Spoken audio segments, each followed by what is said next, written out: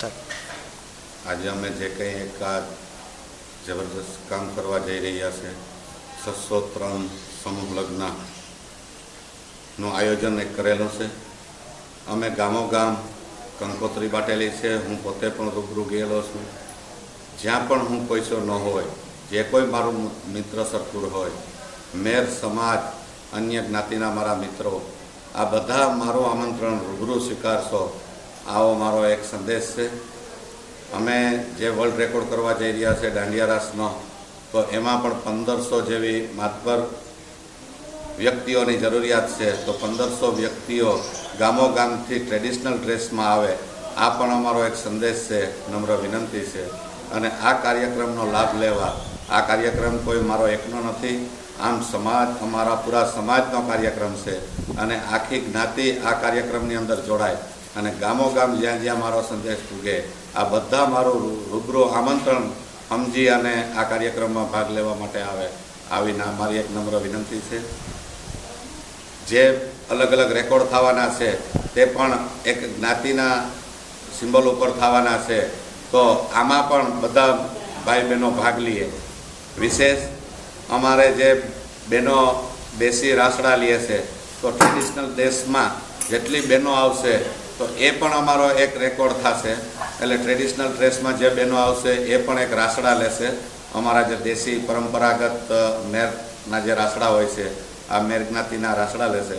અને આ દાંડિયા રાસનો કાર્યક્રમ, આની અંદર સાધુ સંતો અનેક પધારશે, જે દીકરીઓને આશીર્વાદ દેવા માટે થઈ અને અહીંયા આવશે। એના પણ આપણે ખૂબ મોટી સંખ્યામાં દર્શન થશે।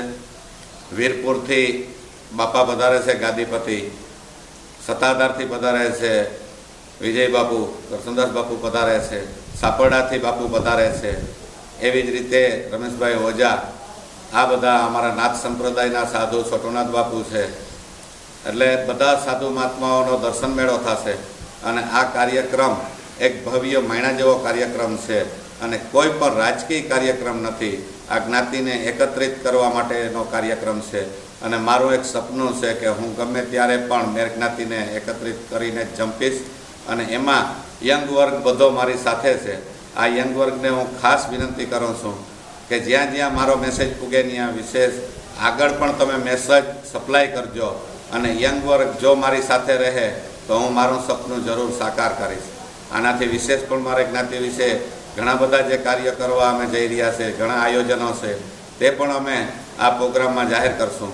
અને આ મારા મેસેજ સાંભળવાથી તમામ ભાઈઓને અને બહેનોને નમ્ર વિનંતી છે કે આ કાર્યક્રમની અંદર ભાગ લેવા માટે અચૂક આવે। આ એક લાવો છે 603। અમે જ્યારે આઈમાને કીધું અને જ્યારે અમે ટાઈમ તારીખ નક્કી કર્યા, તો નોમનો દિવસ આવ્યો, તિથિ નોમ છે 27 તારીખ, એટલે 7 ને 2 9 છે, 603 દીકરી એટલે 6 ને 3 9 છે। નવદુર્ગાનું સ્વરૂપ છે અને નવદુર્ગાની જે જગદંબાની જગ્યામાં જ આ કાર્ય થઈ રહ્યું છે। આ નિશ્ચિત છે, જે કંઈ થવાનું છે આપણે એક સીમિત છે, માત્ર બાનારૂપી આપણે બનીએ છીએ, બાકી બધા જ્ઞાતિના આગેવાનો આવે અને આ યજ્ઞમાં ભાગ લઈએ, એવી મારી નમ્ર વિનંતી છે।